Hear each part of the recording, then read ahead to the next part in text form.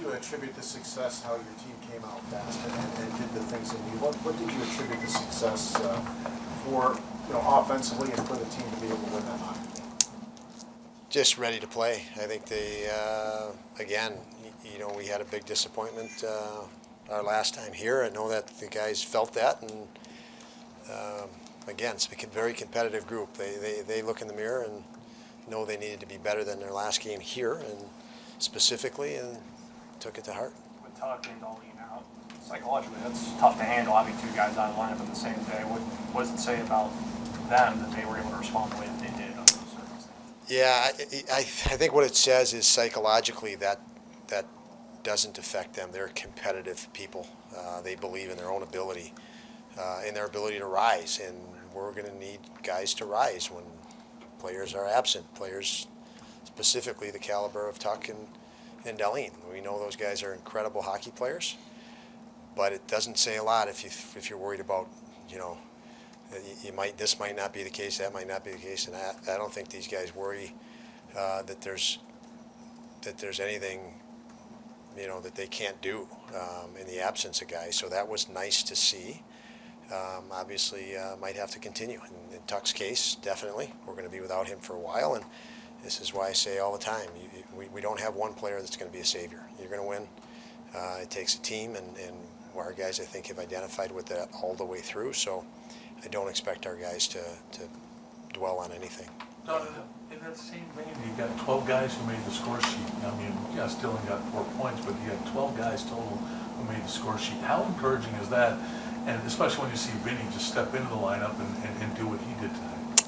It was great to see Vinnie do that and perform the way he did. As I mentioned this morning, how the coaches report from Rochester in our conversations was he's done the right things there to stay ready for this opportunity. We talked to him even when he left. There's going to be another opportunity, so make sure you're ready for it, prepare for it. Don't dwell on anything. And it was important to me to get him in the lineup because of my conversations with him to that end, and he answered any questions. I was excited to put him in today, knowing we had talked about that upon him going down, and the reports I had from him there. So that's nice to see. As far as lots of goals by lots of different players, that's what we've been all about, trying to develop that for a couple of years now, and this is why.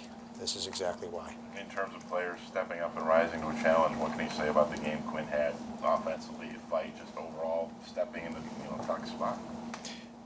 Incredible job by Jack. He's been playing well lately and feeling confidence, and this is another window of opportunity to give him that type of an ice time, that type of situation, knowing that he's building a foundation that's stronger and stronger at the NHL level. And he used that foundation tonight to make plays with those guys. And obviously not on his line tonight was Dylan Cousins in the play he made to him. Obviously there was already, his line mates had changed, and so he made a high-end skill play while he was tired and fatigued, and still had enough vision to see and send Cousin in alone. Really indicative of a very talented kid that's improving every day. And the fight showed a lot of grit, a lot of heart. And I know our team and bench was pretty excited about that. I remember last year when Thompson scored his 30th, and you shared with us what you said to him. Now he scored his 40th. Do you feel the same way? Exactly. Yeah, I don't think there's a limit to. He's certainly not near a limit to where we have to even talking about what he can't do. I think he's not even close to his limit, capacity, whatever you want to say. And it's important he strives to that for more and more and more. And I'm very happy for him. He got his 40th tonight, obviously, and that's exciting in its own right. And but there's a lot more for him, and I think he knows that. It was obvious early on Dylan was locked in. Just what vibes was he giving off? What did you see from him today? Yeah, he just it looked like he was in sync and feeling good about his game. Obviously incredible pace. What a first goal. chip out into neutral ice. I think Middlestead won the first race to get to the puck, then delayed, and a nice chip in the area that Cuzzy was flying into. So he definitely had his feet moving today. You could tell he felt good, and speed. The impact he had, a lot of it was speed related, and he could have had one or two more as well. How do you take this momentum into Tuesday? You move right to it. I mean, we know the urgency of our situation and that every point matters, and you have to reset. And there were moments in the game we got sloppy today, and that was the talk after the game. We already started talking about Tuesday and the need to clean up areas and details that might have slipped with getting a little bit too comfortable. And it's important, even though we just finished this game, to recognize that we're already preparing for the next, and there's certain areas we need to prepare better. Don, in the past, and you've not been here, but there have been times where there have been February swoons, and it seems Sabres Nation sometimes is waiting for the floor to fall out beneath this team, and that's probably due to the past. How much confidence do you have that how this team has answered the bell? Coming off the Toronto loss, playing in Florida and sweeping those two teams, and then playing like this and being in a playoff spot at this point of the season, which has not been the case for a long time. How much confidence do you have this team has answered enough bells to be able to move forward and clinch that spot?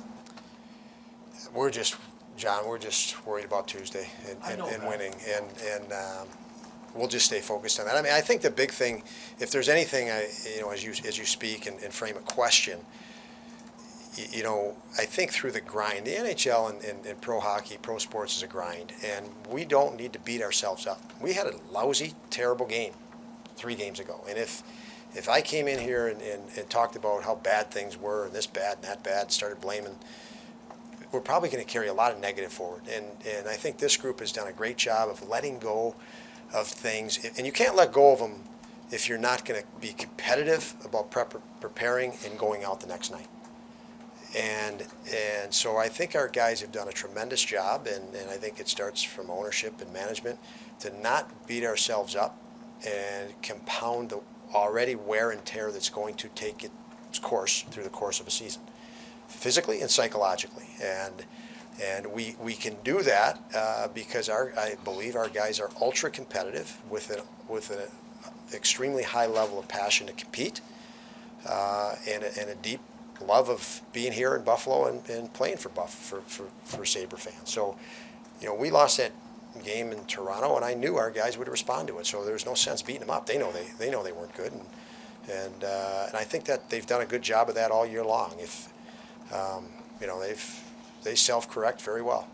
What is it about Dylan Cousins and his game that allows him to excel with so many different ones? Compete, determination, resilience. He's very steadfast. Every moment, every face-off matters. He's learning to control emotional energy much better, to know that, that there's a job that needs to be done. He's identifying better with which job that is, situational awareness. He's always had that passion, that fire, and now he's adding much more detail to his game through situational awareness and just maturity. So, thanks, guys.